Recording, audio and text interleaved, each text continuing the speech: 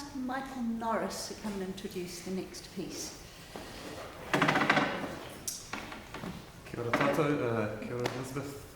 So I've written a little piece for you, and I was trying to think of an idea behind the piece, and I thought of three aspects of your personality and who you are, and they've all been spoken about already today at some length, but the first, of course, is your mana wahine, your amazing strength as a person, as a woman, particularly, and so I was trying to think how one might depict that musically, first of all.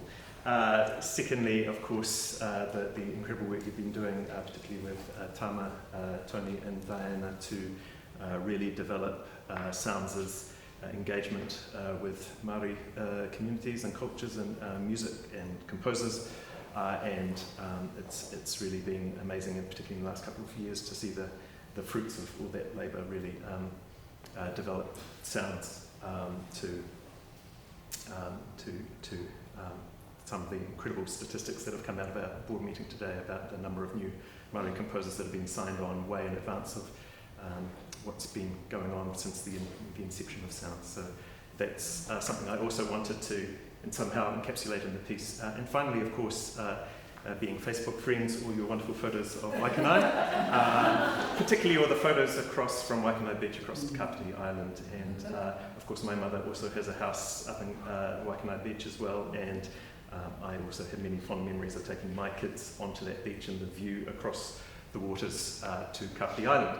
So thinking about how I might encapsulate all of this, I came across a little story, and being the sort of pre-Christmas rush, I didn't quite do as much research as I would have liked into this. So apologies, particularly for those of you who know this story. I'm sure some of you might know the story about what I'm about to tell you, but I think it captures all three of these. So the piece is called Rauoterangi, and it concerns Kahe Te Rau-o-te-rangi, who was the daughter of Te Mātoha of Ngāti Toa and Te Hautonga of Ngāti Mutunga and Te Ati Awa. So in 1821, this daughter was old enough to walk on Te Rauproha's migration expedition, which took 2 years to travel 300 miles from Kawhia down to Kapiti Island. And the group stopped twice to raise and harvest food crops. The first major stop was at Kāweka. During their stay there, they were attacked by enemies from the Waikato.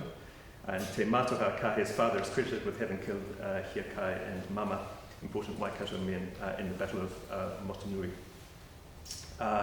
So she eventually ends up on Kapiti Island with Te Rauproha, and in 1826, she was warned by her attendant of an evil omen from the spirit world, in which an army from the northern mainland were assembling and advancing on the island in their waka, which turned out, in fact, to be the case. Kahe was told by the local tōpunga to swim to the mainland, not in the waka, because she would be seen, but swimming. So she strapped her young child Ripeka on a thick mat of raupo and swam the 7 miles that separates Kapiti to Te Uruhi, which is just south of Waikanae mouth. And there she did actually raise the alarm, although by the time that the reinforcements came, I believe the invaders had been seen off anyway. But because of this incredible epic swim across that strait that you and I love so much, this stretch of water between Kapiti and the mainland is now called Te Rau-o-te-rangi. Kahe was also, turns out, one of the 5 women who signed Te Tiriti o Waitangi. So she gave her agreement on the 29th of April 1840 when Henry Williams brought a copy of the treaty to the Wellington area. And like Te Rangi Tō Peora, another woman who signed the treaty, Kahe was regarded by the Māori signatories and the Pākehā negotiators as a leader with mana. So this piece you're about to hear is more an evocation of the space, of the place, and on that stretch of water with its beautiful twinkling sunlight. That is what I always think of it. But it has, I think, behind it also this kind of subtext and this undercurrent of strength to it. So this is my piece, Rauoterangi.